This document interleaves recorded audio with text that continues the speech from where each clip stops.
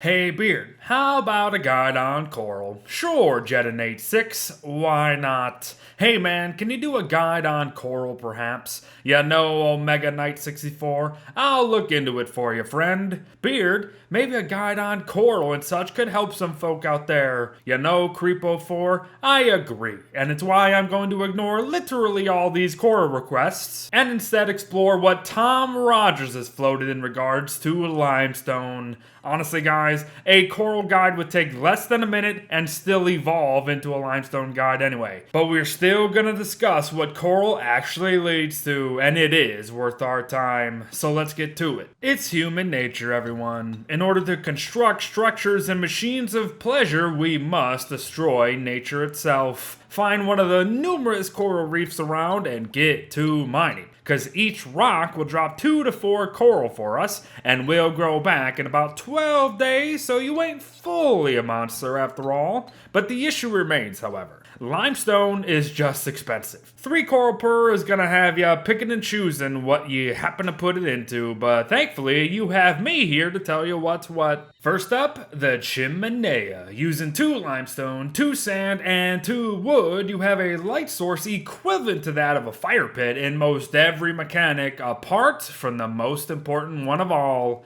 protection from the elements. A chimenea is fully shielded by rain, wind, and even flooding come the downpours of the monsoon season, so switching from a normal fire pit to a lovely orb of stony fire is an absolute must. Next, the hefty encrusted boat. It's an expensive bugger, sure, and I don't just mean in terms of limestone alone either, but the vessel boasts 800 durability, which is by far the highest around, can still have attachments equipped to ease oneself, and has a unique bonus to speed upon hidden waves properly. And all that makes up for its lower base sailing speeds, and the 2 extra equipment slots it shares are just the cherries on top. The Limestone Suit follows, and it's like the Marble Suit, except way more expensive and way less good. So great stuff there, right? No, seriously. The Limestone Suit has 825 durability, compared to the Marble Suit's 1050.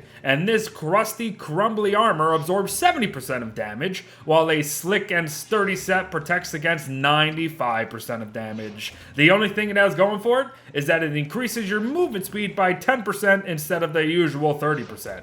And it kinda makes sense, but it still kinda sucks at the same time. Friends, I am not doing a whole segment on walls, so here's the flippin' deal. Limestone walls are just stone walls with 100 plus more added to their maximum health and durability. And sea walls are a tad unique in the sense that they are the only walls that can be placed on the water and will actually block waves along the way. But don't ask for a guide on walls, because I ain't gonna do it, everyone.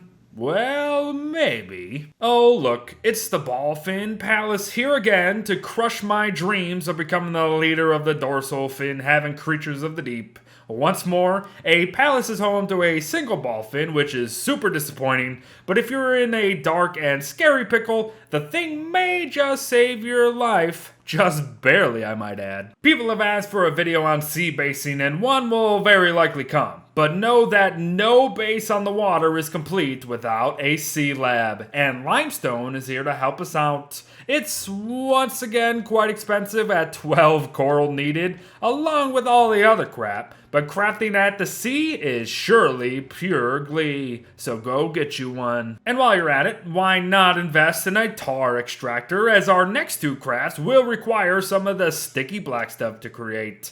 Extractors can be placed atop tar slicks on the water, and upon remembering to actually turn them on, they'll produce a single globule of tar every 2 minutes, up to 4 per day. But don't fret, they can be refueled by most anything, so keep on globbing. But after all this talk of expensive crafts, there is one more to call into the mix: the buoyant chimenea. Using 4 sand, 6 tar, and 6 total limestone, you have a, well, buoyant chimenea that will function just as a normal one does. It's very nice and fire that floats indeed. These are essential to sea-based basing all year round. However, we can't end without talking the sea yard, everyone. Invest into this hefty machine in order to benefit from boat repair on the water without the need for boat repair kits. Sea yards repair boats at 0.5% per second, and all you have to do is just sit around and be lazy. Now that's life on the high seas fulfilled, and it's all thanks to this crusty stuff. But finally, the coral new bin, and I bet most of you didn't even know this existed until this exact moment. You'll need a coral larva, and the only way to obtain one is through hammering coral reef rocks. Doing so also nets you 1 to 3 limestone, by the way.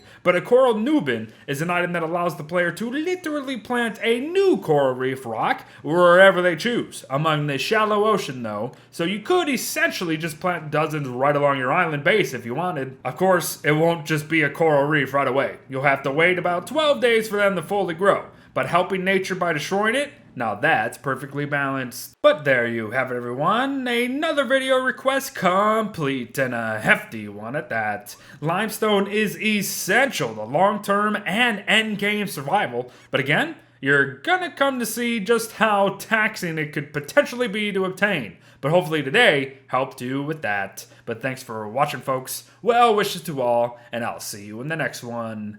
Bye-bye.